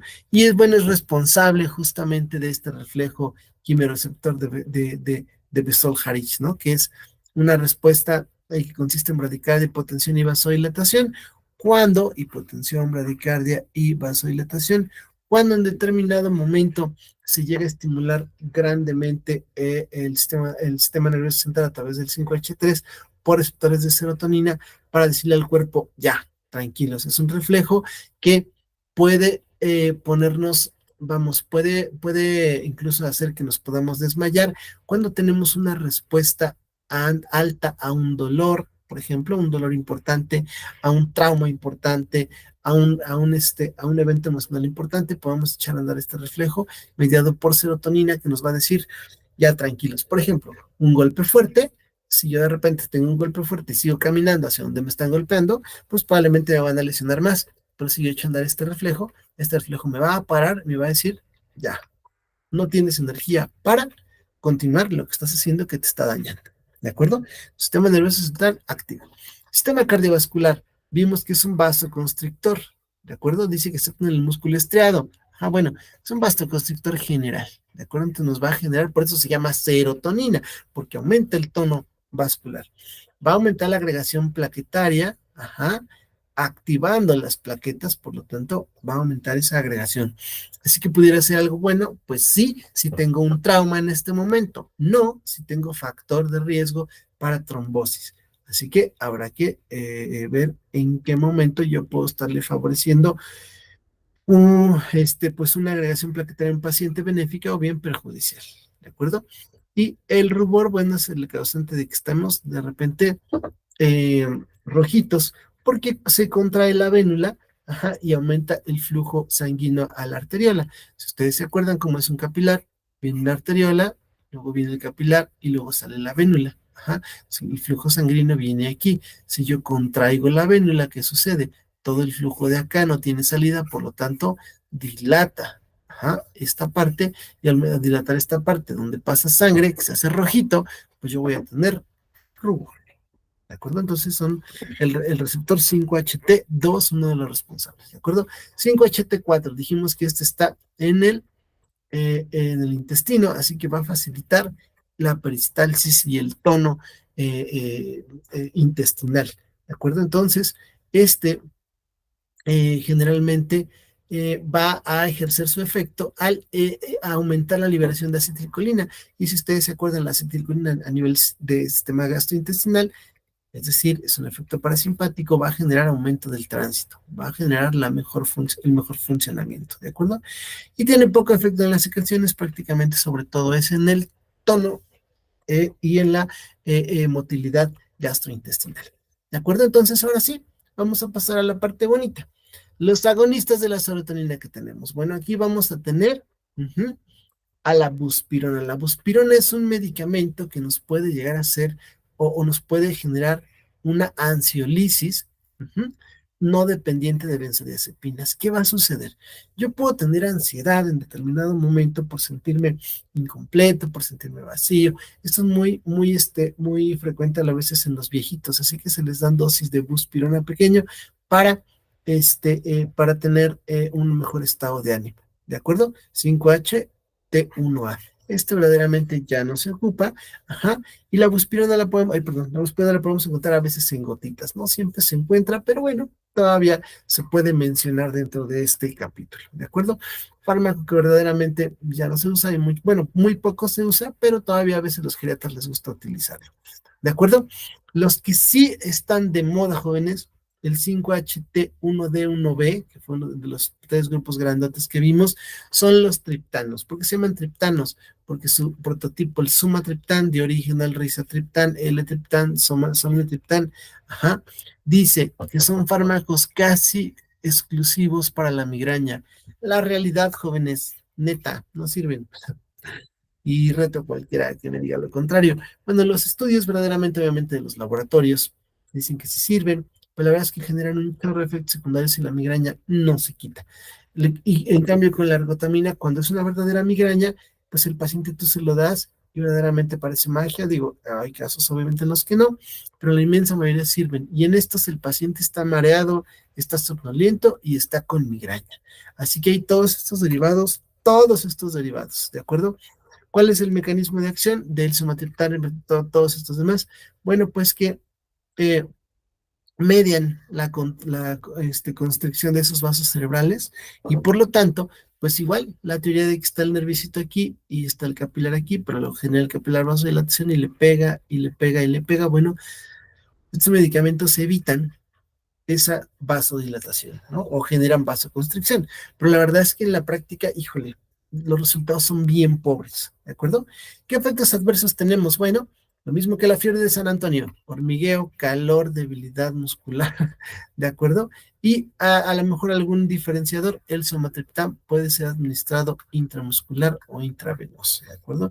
Es como un diferenciador, pero verdaderamente no me gusta tomarme mucho tiempo en esto porque la verdad es que no sirven y tienen bastantes efectos secundarios.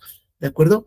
El libro, bueno, los maneja, ¿no? Que el prototipo es el sumatriptán, ¿de acuerdo? Se puede administrar oral, nasal, subcutáneo, rectal, ajá. Y verdaderamente la vida media es corta, aunque el efecto es prolongado, ¿de acuerdo? De aquí, bueno, podemos tener a lo mejor otros importantes como el solmitriptán, el rizatriptán, que de repente pueden ayudar a administrarse para este efecto, pero la verdad es que no funcionan mucho. Y el único diferente, perdón, el único que en determinado momento nosotros podemos administrar también intramuscular, pues es el sumatriptán. Fuera de eso, jóvenes, la neta es que bórrenlo de su mente, los triptanos no funcionan tanto, ¿de acuerdo? Hay también quien dice que para la náusea, la neta es que no funcionan, son caros, vean, sumatriptán, aliptriptán, etcétera, etcétera, etcétera, son caros, la verdad es que yo no los doy. Digo, algunos de ustedes seguramente harán neurología y me dirán, el pinche Rosa estaba equivocado. Bueno, tal vez, pero al menos ahorita la evidencia no es mucha. ¿De acuerdo? ¿Cuáles sí sirven, jóvenes? ¿Cuáles agonistas de las 5-HT sí sirven? Digo, perdón, antagonistas. Aquí le puse agonistas. No, no, no, perdón, no. Es antagonista del 5-HT. Es el ondansetron, el prototipo de los antagonistas de 5-HT3. Estos decimos que nosotros el receptor el agonismo causa ¿qué? Causa náusea. Digo, entonces vamos a antagonizarlo para no tener náusea. ¿De acuerdo? Entonces, los antagonistas, el prototipo es el ondansetron. Ajá. Cualquier tipo de náusea, secundaria, operaciones, quimioterapéuticos, el estado de ánimo, a la migraña nos puede ayudar, así es. ¿Y cuál es el efecto? Pues justamente que impide este efecto de serotonina nos provoque náusea en el área póstrema. El prototipo, ondansetron. El ondansetron, desafortunadamente, el problema es que es caro, tanto genérico como de patente es un fármaco caro, ajá, se da cada 8 horas, se puede poner inyectado también, ajá, hay ámpulas de 4 y ámpulas de 8 miligramos, uh-huh. No hay como tal una dosis. Yo siempre les digo, paciente chiquito, 4 miligramos. Paciente grandote, 8 miligramos. O bien, paciente con poquita náusea, 4 miligramos. Paciente con mucha náusea, 8 miligramos. Se puede dar cada 8 horas. El problema, ¿cuál es? Vean el precio. Trae 10 tabletas. Así que cada 3 días esto a veces no es tan fácil, ¿de acuerdo? Luego hubieron unos derivados, luego hubieron unos derivados de estos, ¿no? ¿Cuáles son los derivados de estos? Nosotros tenemos dos importantes, el granicetrón y el palonocetrón, ¿de acuerdo? El granicetrón, generalmente su efecto llega a durar 24 a un poquito más a 36 horas, pero solamente es inyectado y es caro, sí, va alrededor a lo mejor como de 1,200, 1,500 pesos. Entonces, pues también es carito, ¿de acuerdo? Pero funciona igual intravenoso o intramuscular. Y el que últimamente están promocionando, pues es justamente el fármaco que es el palonocetrón, un derivado del ondansetron, que es el prototipo, ondansetron, que es el prototipo, y este en teoría dura 72 horas el efecto antinauseoso, pero cuesta la módica cantidad de 5,000 pesotes. Entonces, de repente, no tener náuseas 72 horas por este precio. Hay pacientes que dicen, me la aguanto, doctor. Digo, hay algunos otros mecanismos, obviamente no es el objetivo de la clase, pero yo le puedo dar a mi paciente este bonadoxina, que es un medicamento, le puedo dar dexametasona, si es por reflujo metoclopramida, vale, algunas otras opciones para la náusea que pueden llegar a funcionar. Pero si no, los cetrones. Acuérdense, onda de cetrón, que dura cuando mucho 8 horas, granicetrón, que dura cuando menos 24, y palonocetrón, que dura 72 o un poquito más. ¿Dudas de esto, jóvenes? ¿No? Ok, otro. ¿Qué otros medicamentos vamos a tener? Bueno, vamos a tener fármacos, ajá, para el reflujo gastroesofágico y trastornos de la motilidad. Y aquí vamos a tener la cisaprida. ¿De acuerdo? La cisaprida, no sé por qué está tan chiquita, es un fármaco muy barato. La cisaprida puede venir sobre todo en tabletas, ajá. Se puede dar cada 8 horas, pero esta tiene una característica muy importante. Si ustedes se acuerdan la inervación del intestino, digo, vamos a poner aquí con mucha imaginación el intestino, ajá, tenemos una inervación del intestino derecho y del intestino izquierdo. Ajá. Normalmente, la mayor parte de células serotoninérgicas se encuentran solo en una parte del intestino o en la parte más baja del intestino. Así que si yo le doy a un paciente cisaprida, voy a mejorar mucho el tránsito intestinal inferior. Así que me va a ayudar, claro, de lo inferior para abajo. Entonces me puede ayudar al estreñimiento, claro, al reflujo más o menos, porque pues bueno, eh, adelanta todo, vaya, hace que el bolo fecal camine más, ¿de acuerdo? Pero sí nos puede ayudar en trastornos de la movilidad. Si yo tengo de repente estreñimiento, yo puedo hacer que el bolo intestinal avance más rápido. Si tengo en determinado momento alteraciones de un colon, un megacolon o un sí, un megacolon grandote, ¿ah? O síndrome de intestino perezoso, yo le puedo dar cisaprida al paciente, ¿de acuerdo? Y entonces alguien me diría, oye doctor, ¿y cuál es la diferencia con la metoclopramida que tiene efecto en el dopa? Bueno, la metoclopramida hace efecto desde el estómago hasta las primeras porciones del intestino delgado. Es decir, metoclopramida va arriba y cisaprida va abajo. Ajá. ¿Qué me va a ayudar? Va a aumentar la motilidad. ¿De acuerdo? Y tenemos un último, y este último es el Tegacerod. ¿Qué va a ser el Tegacerod?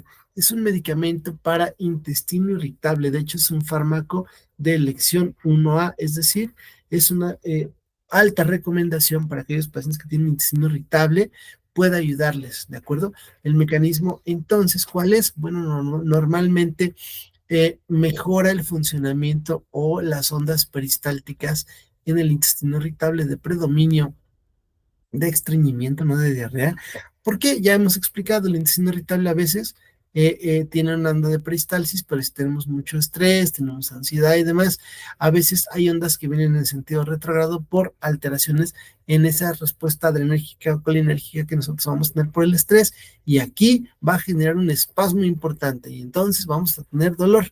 El tegacerot lo que hace es aumentar la funcionalidad del marcapasos intestinal. Y entonces va a mejorar bastante el estreñimiento en pacientes con intestino irritable. ¿De acuerdo? Es un poquito caro, puede generar también hipertensión por su mecanismo serotoninérgico, pero verdaderamente, pues, puede llegar a ser mucho mejor que muchos otros tratamientos que se habla de o para intestino irritable. ¿De acuerdo?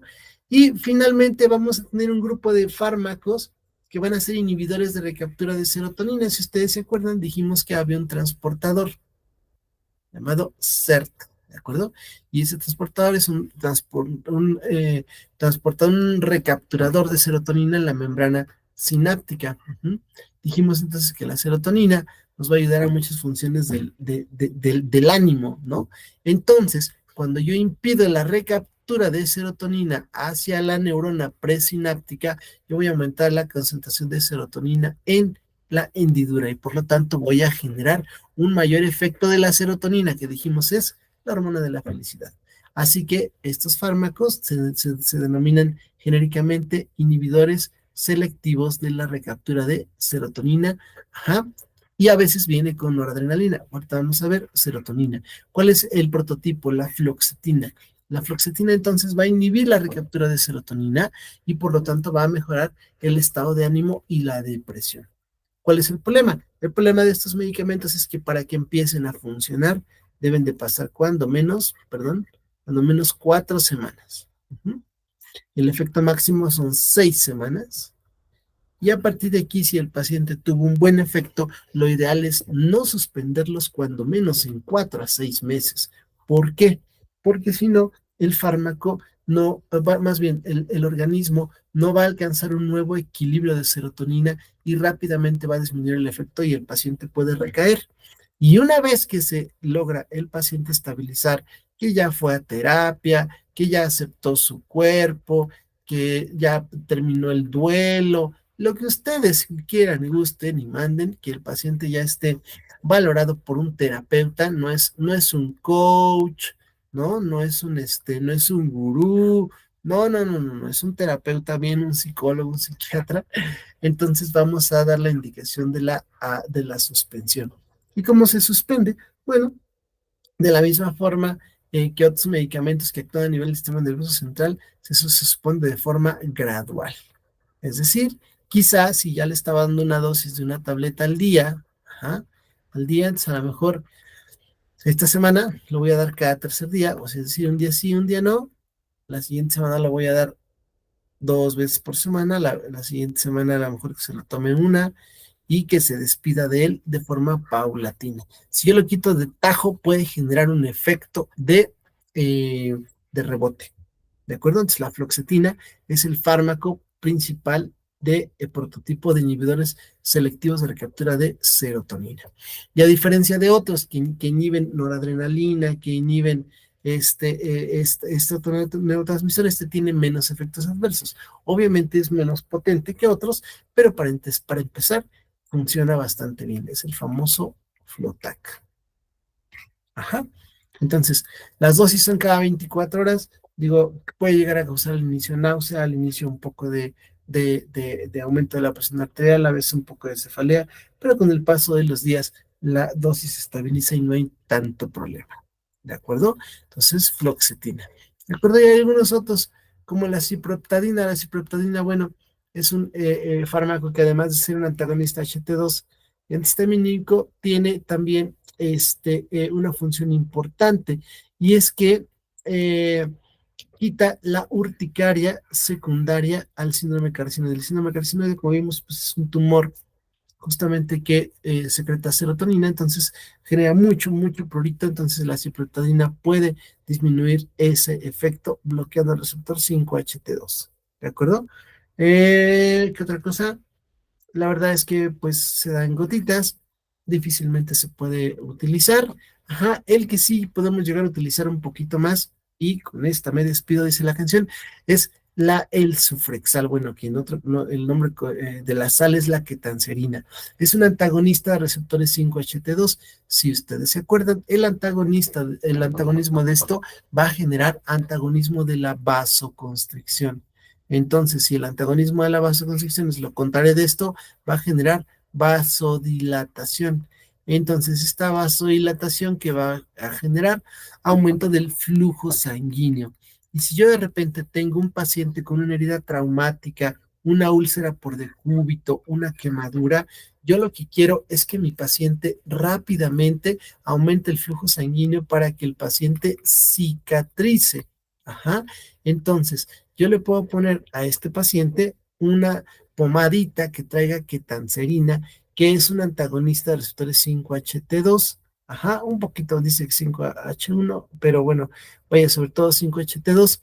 Y esto olvídenlo, esto no. Y me puede ayudar a mejorar el flujo sanguíneo por vasodilatación y por lo tanto mejorar la cicatrización de heridas. ¿Funciona? La verdad es que sí, jóvenes.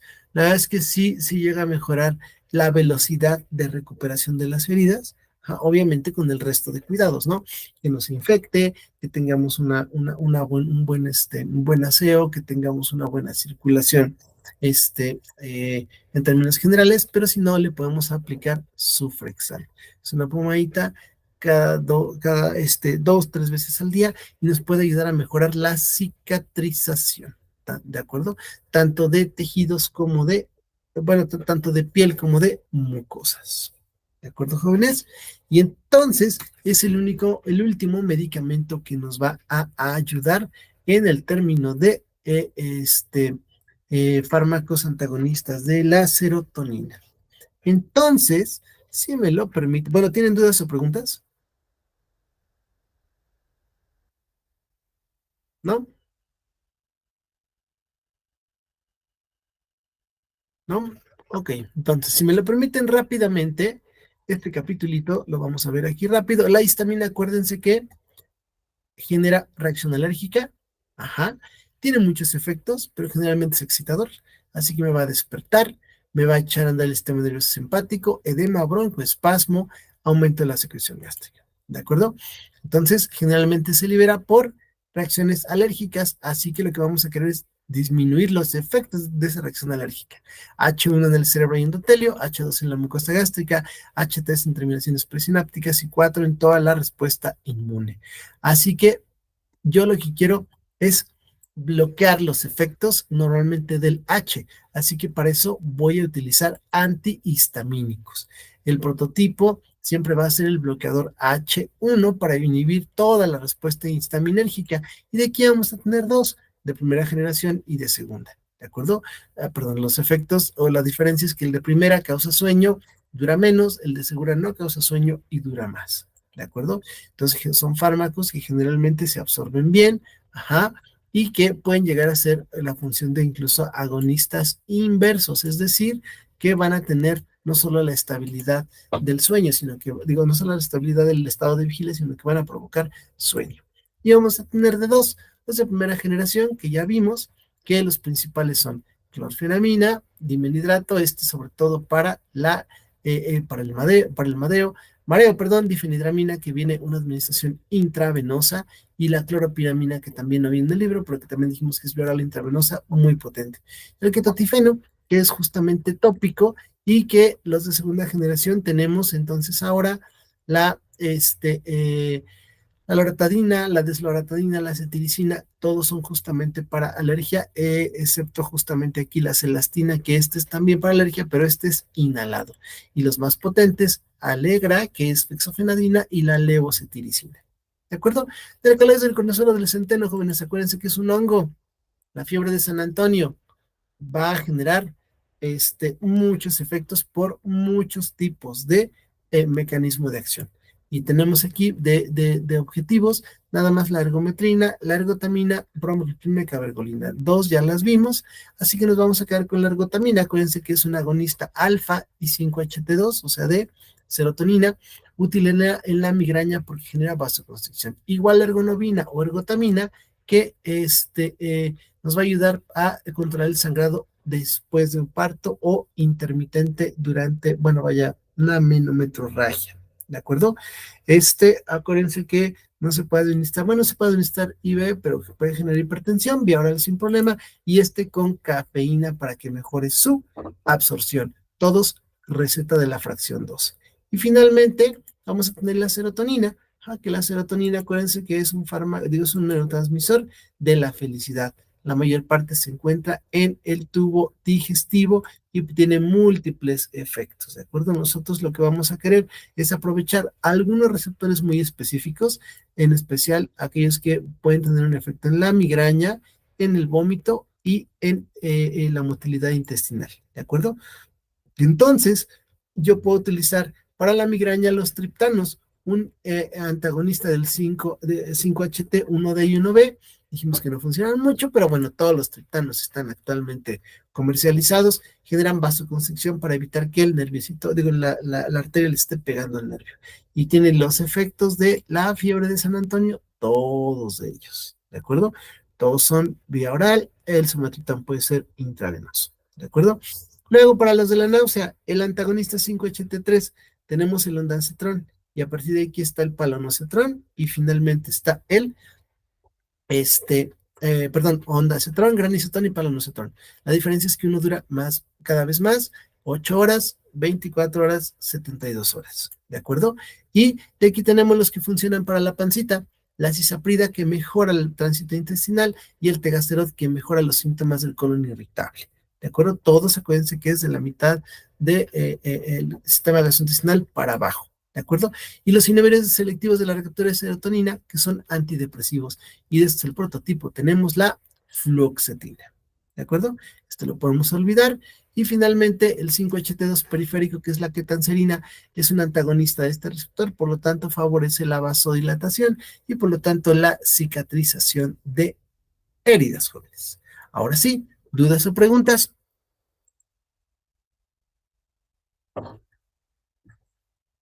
¿No? ¿No hay dudas? ¿No hay preguntas? Muy bien, jóvenes. Si no hay dudas ni preguntas, ajá, entonces vamos a dar por finalizada la clase. Ajá, y yo creo que nos vamos a ver